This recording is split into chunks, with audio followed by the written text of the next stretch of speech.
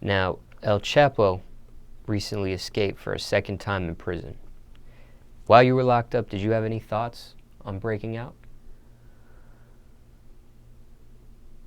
I mean, when I was fighting the case, there was no way I could have done it, but I thought about it, you know. And then, but when I was in prison, I knew that when I finally got to prison, I didn't have a parole date till like a year and something after I was in prison, you know, which that's after I did about 2.5 years. So, because they paroled me late. So, when I was in prison, I felt like I can go anytime. You know, I just didn't know what time it could be. You know, if it was 3 months, 4 months. So at that point, I wasn't trying to escape. Now, your first day out, what was the first thing you did on your first day out? The first thing I did, I mean, it was probably get a drink and eat. You know, get a drink, eat, and I made a few phone calls, just small, probably like 3 phone calls, to let certain people know I was home. Do you remember your first meal? It was Cuban. How long before you had sex? Man, I think I got it on like my third day.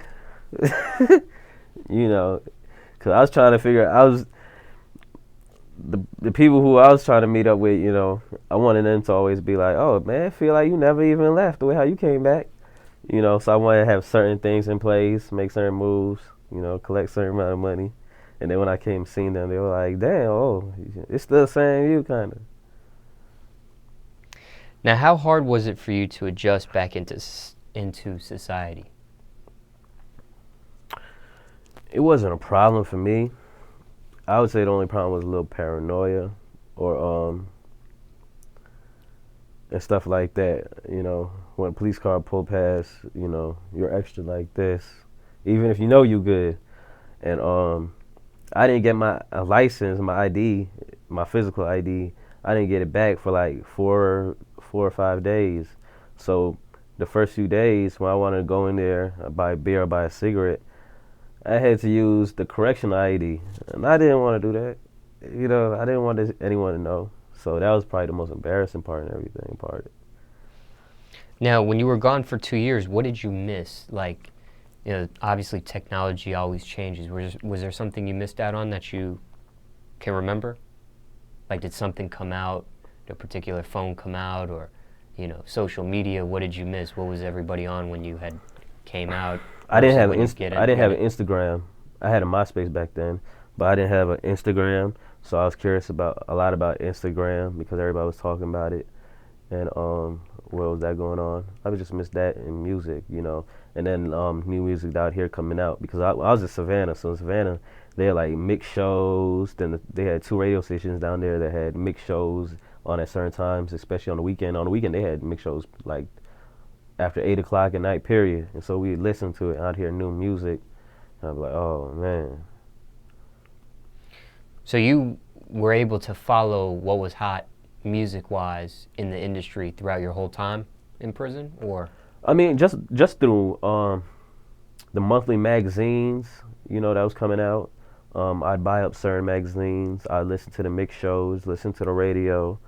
But and then when you would get on the phone, you know, they had cell phones, but when you would get on the phone, it was kind of like you were trying to handle business or you talking to your family. So I didn't have that much time to, you know, really go on Instagram or Facebook and see so much that was going on visually.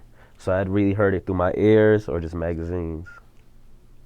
Was it hard to adjust and understand Instagram when you got out, or was it pretty easy?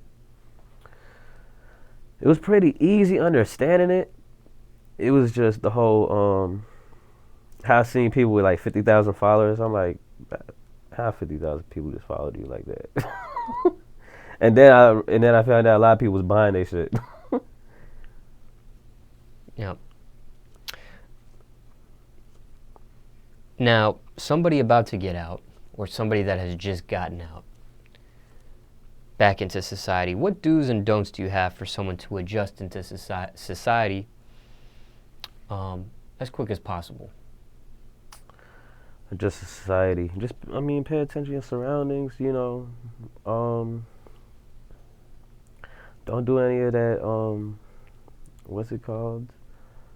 When you're institutionalized, don't do anything like that. You know, leave everything in there, and just focus on the outside. Don't think about nothing on the inside, and don't even talk about it either. What would you change about the prison system if you could? The prison system, I just wouldn't make certain things a rule, or I wouldn't make certain things a law. Um, You have an example? and I'd probably treat them better. You know, better bunks, better food. You know, I know they could afford it. They feed them crap.